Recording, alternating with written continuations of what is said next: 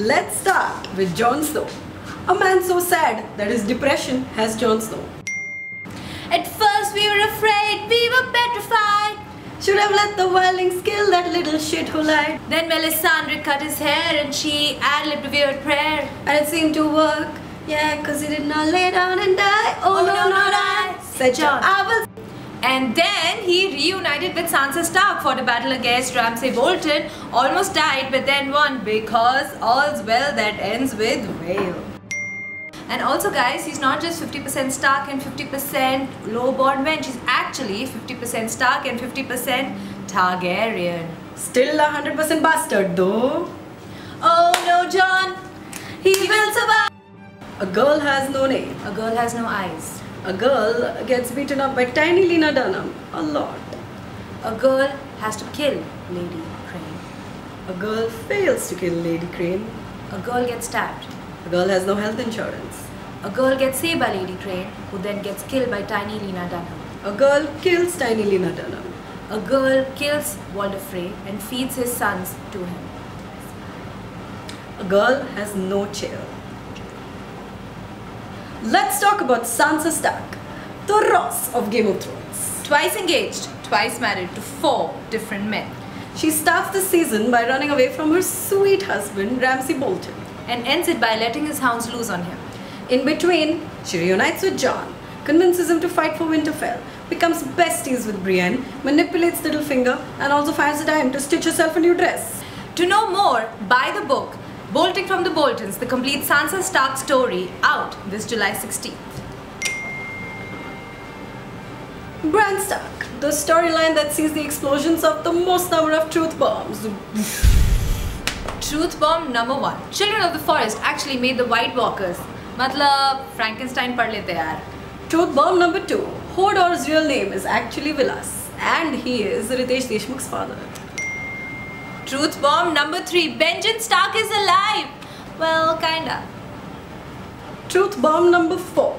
Bran is the one responsible for breaking Hodor. How did he do it, you ask?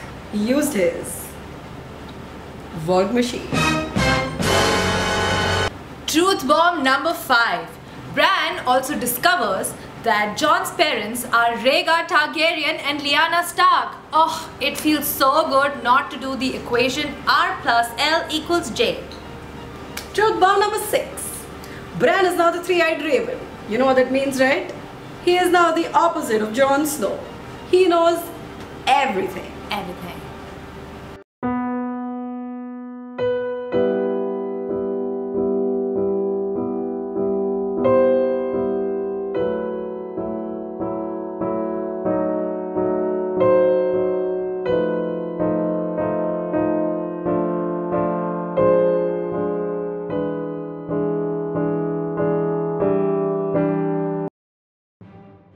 The Super Dario brothers go looking for their princess.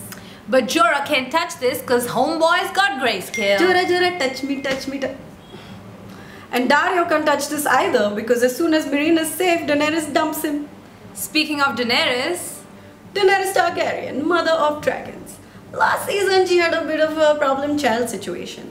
And since Mary Poppins is clearly a Stark, she had to go deal with it herself. Unfortunately, she got captured by a horde of Dothraki.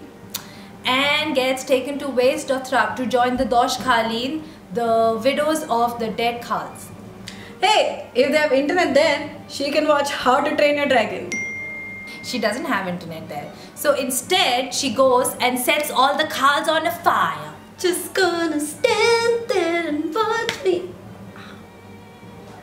She takes over the hordes, convinces them to join her, goes back to Meereen, renames Slaver's Bay to the Bay of the Dragons, makes Tyrion Lannister the Hand of the Queen, makes a pact with Yara and Theon Greyjoy, Ellaria Sand and the Sand Snakes, and of course Olenna Tyrell. And together they set a sail to win back the Iron Throne back at Westeros.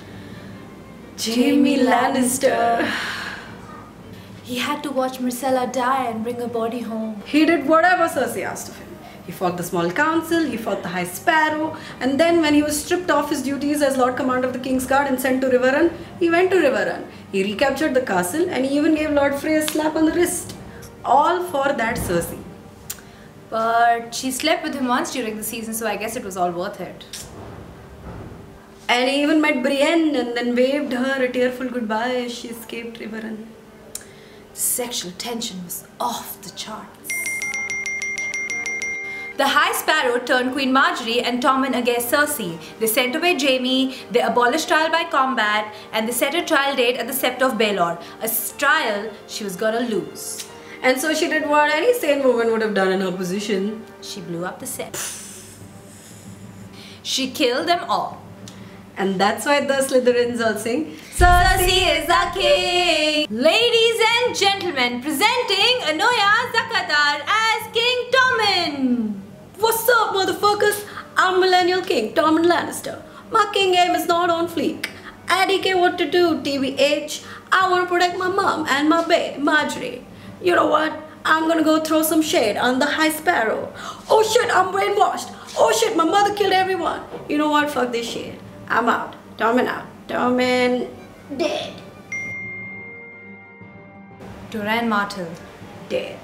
Tristan Martell, Dead. Aero Hota. Parata gila. The rule of weak men over dawn. Dead. Ramsay Bolton, son and murderer of Roose Bolton. All he needed to kill his father was a ruse. He also killed Fat Walda and a baby. A ruse by any other name. Also, to make things worse, he captured Rickon Stark and killed him just to provoke Jon Snow. Why you gotta be so rude? But he got his comeuppance in the form of Sansa Stark. She really rose to the occasion, that one. R.I.P. Balon, killed by Euron, loved by Neutron, Proton and Electron. And since he was king, and he did, Yara Greyjoy wanted to be queen. But you know, Iron Islands, glass ceiling. Theon came back to the Iron Islands to sing his favorite song. Oh, I just can't wait to not be king.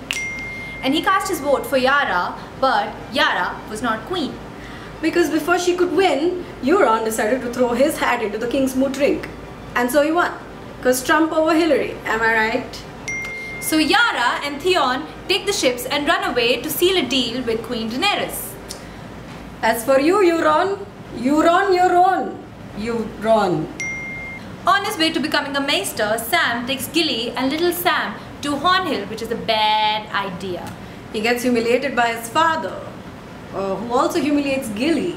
But the silver lining to this whole thing, actually the Valyrian steel lining, is that Sam finally grows a pair and steals his father's Valyrian steel sword. And as we all know, that's one of the keys to defeating the others. And then now they're on their way to Hogwarts Library. Old Town, to become a maester. Tormund and Brienne sitting on a tree. Kissing. Edmure Tully comes to Riverrun and gets his surrender. And then Blackfish dies. What a fucking idiot. Lady Mormont is this badass tween queen. That one deserves a Nickelodeon spin-off show for sure. R.I.P. Woodwood the Giant. You gentle big giant, you. Beti hawa saath havo. The brothers Grimm of the Game of Thrones, Sandor and Gregor Clegane, better known as the Hound and the Mountain, are both miraculously alive. The Hound is working with the Brotherhood without banners, whereas the Mountain is squashing people for the Queen. And they keep telling us on the show that the Lord of the Light is keeping them alive for a purpose. What is this purpose? Hey Sharin. Hey Anuya.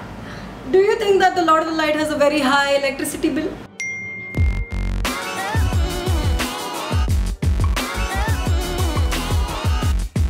We are shooting something really special and Game of Thrones related, which will be coming your way soon. It's releasing here right on the Books on Toast YouTube channel on the 12th of July, so don't forget to subscribe and tell your friends to do the same.